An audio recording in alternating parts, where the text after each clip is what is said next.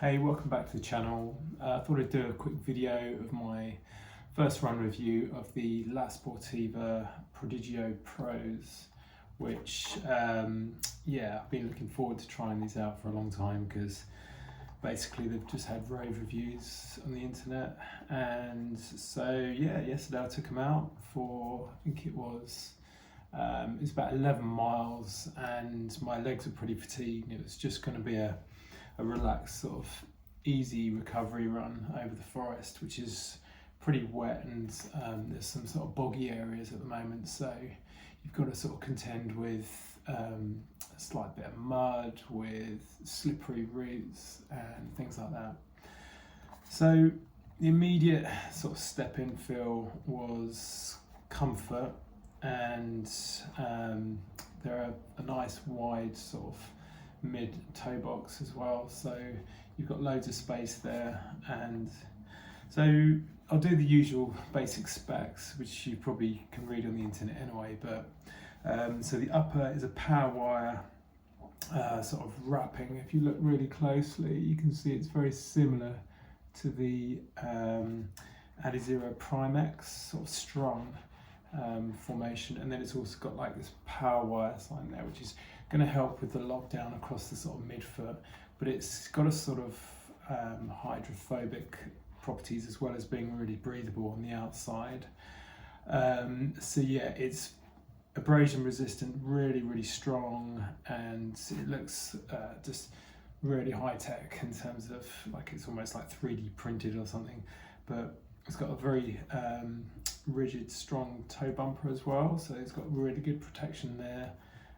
It's got a sock-like mini gaiter to keep all the rocks out, which is quite, it hugs your ankle really well, and that really does the job well. And that actually goes right the way throughout the whole shoe, so even though you've got this power wire on the outside, on the inside you can actually feel there's another layer, which is that sock, which gives it extra protection for your feet, but might reduce breathability a little bit, but as a winter shoe that's fine because it also helps keep your feet a bit warmer. The sock like upper's got these 4 sort of protective pads which give protection from lace bite across the top of your foot when you sort of cinch it in and lace it up properly, which is a really nice feature to see that they're thinking about that.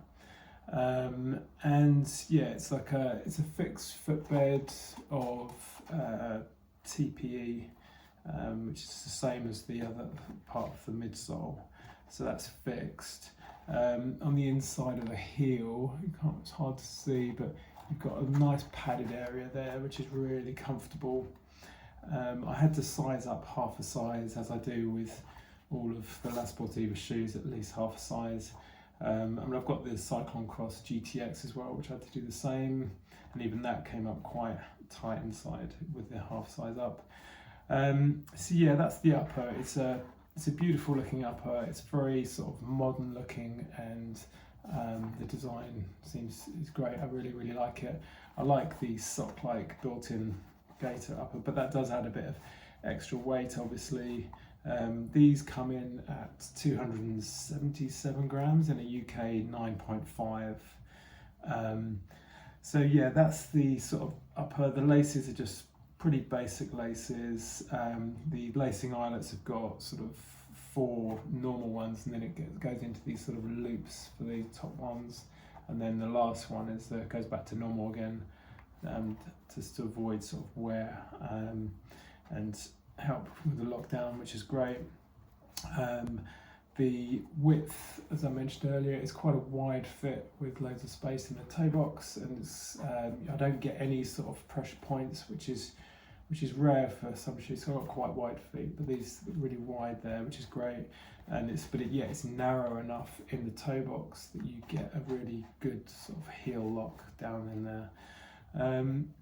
Going on to the midsole, you've got, which is usually why people buy these sort of super shoes.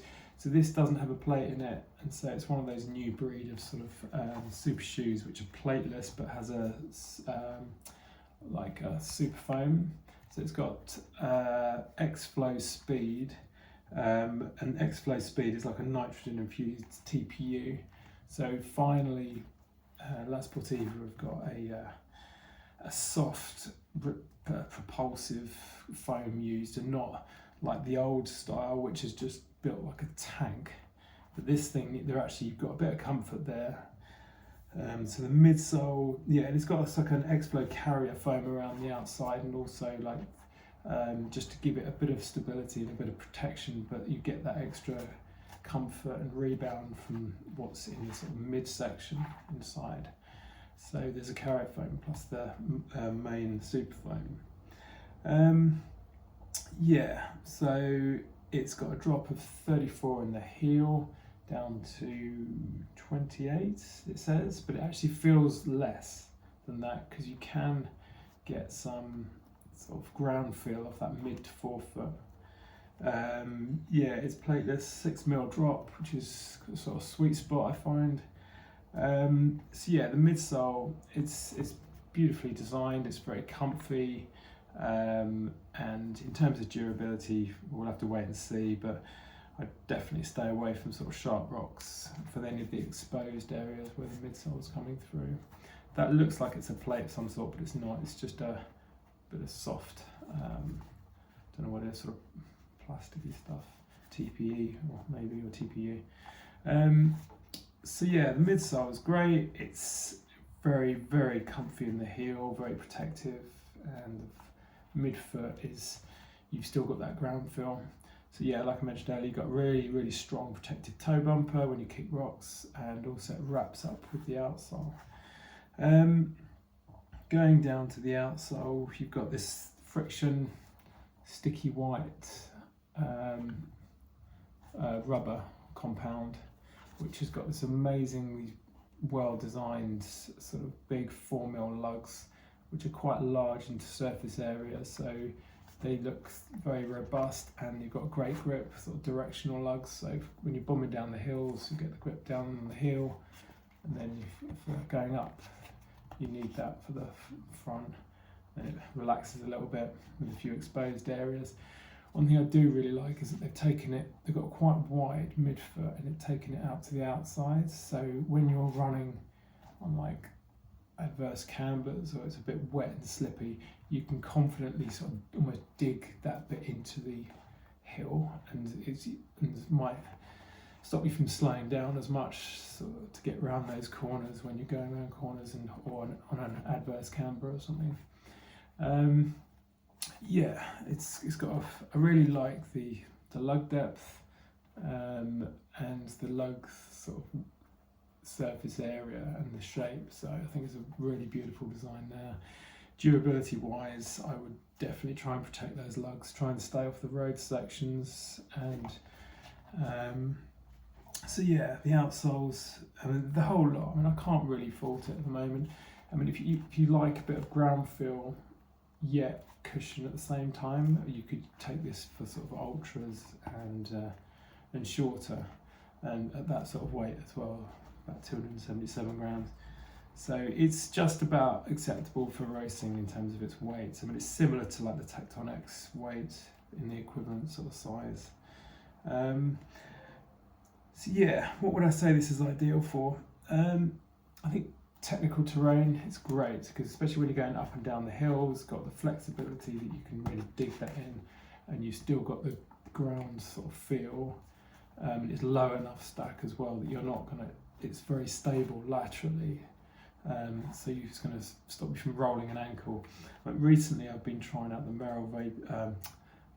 Merrell Agility Peak 5, and those have got nice 5mm lugs and stuff, but they're laterally, they're quite unstable because you're quite sat up high, and so it's easy to roll your ankle, but these are a lot more sort of stable because they're so wide on the base. Compared shoes, yeah, so what would I say it's ideal for?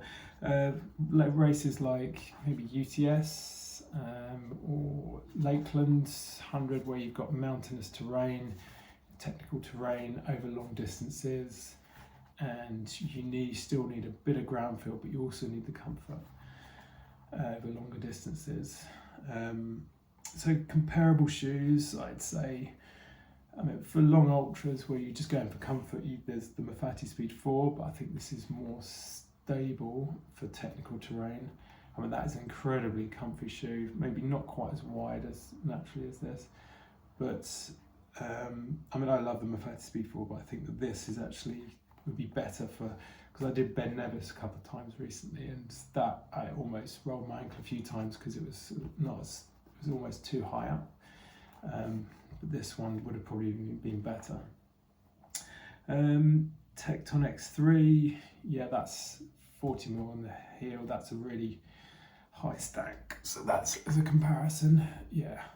So that one, the annoying thing about that, I should have gone up half a size, but it's the toe box shape. This is very rounded, and this is more foot shape. So this one, it's very tight in the toe box. You need to fully lock your heel in. But that one's wide, incredibly wide in the outsole. So that's got the stability there, but it's slightly higher stack and more bouncy, whereas this is probably more comfort, cushion based. The type of foam that is, I think that's a PIBA based foam. Other comparison, yeah, like I said, the Mafate, incredibly comfy shoe, but not quite as much ground feel.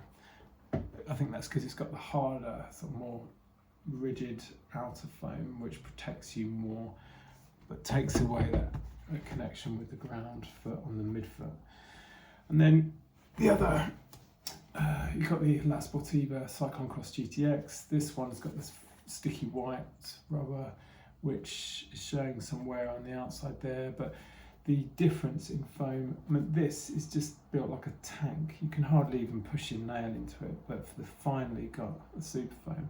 So I actually find this one, even though it looks really chunky, it's quite a low stack at the front there. So yeah, that lasts for ages, but not the most comfy ride. Whereas this you could wear for like 50 or 100 miles. What else? It's like the Kajirag, similar sort of super foam used in the midsole. So it's got the comfort, but the Kajirag's got lower lugs, Vibram lugs, and it's not as cushioned or as comfortable as this, but that's also lighter as well. So yeah, overall, I'm really happy with it. It's incredibly comfy, and I would like to save this maybe for UTS next year. I'm not going to probably start with this for the Winter Downs 200 in about 2 weeks, because I wanted to save the lugs, and that's got some road sections, not stone sections. So I'd rather save the lugs for something where you're doing sort of more scramble based and more climbing up mountains. So I'll probably save that for UTS and use a different shoe for that. So yeah, I'm really happy.